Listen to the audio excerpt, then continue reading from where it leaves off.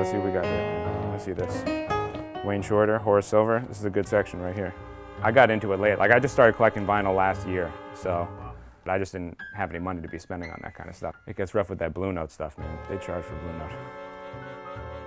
Mulligan was like my first major influence. And I remember I had a teacher who would hear me and he's like, you gotta start checking out other players because you just sound like Mulligan now, stop it.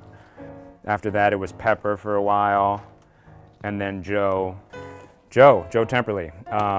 One of the greatest baritone saxophone players ever. Yeah, played with Duke Ellington. I mean, he's played with so many guys. Like, the more I listened to it, I realized, oh wow, he's on this record, he's on that record. And like records that I loved and didn't have the CD for or the LP for, and then I realized it was Joe. I took a lesson with him in high school, and then he tore me a new one on that one, man. That was brutal.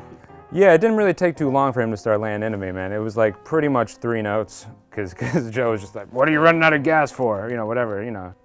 There was no, comparison. It's like, you listen to Joe play it, right? And then you try to play it like him, and you're like, oh, right, I can't do that.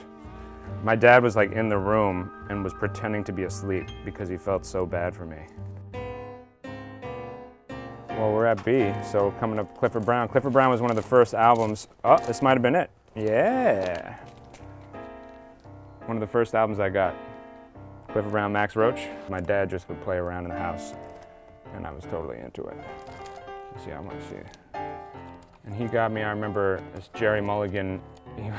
I think he made a mistake. He wanted to get me Birth of the Cool, and he got me Rebirth of the Cool, which is fine. It's cool, but it is not the same thing, right? They just re-recorded the album with different personnel, 30 years later. I was like, oh, this is cool. And then I was like, oh, there's an original. And so I had to go check that out. I was like, oh, yeah, you didn't know about that.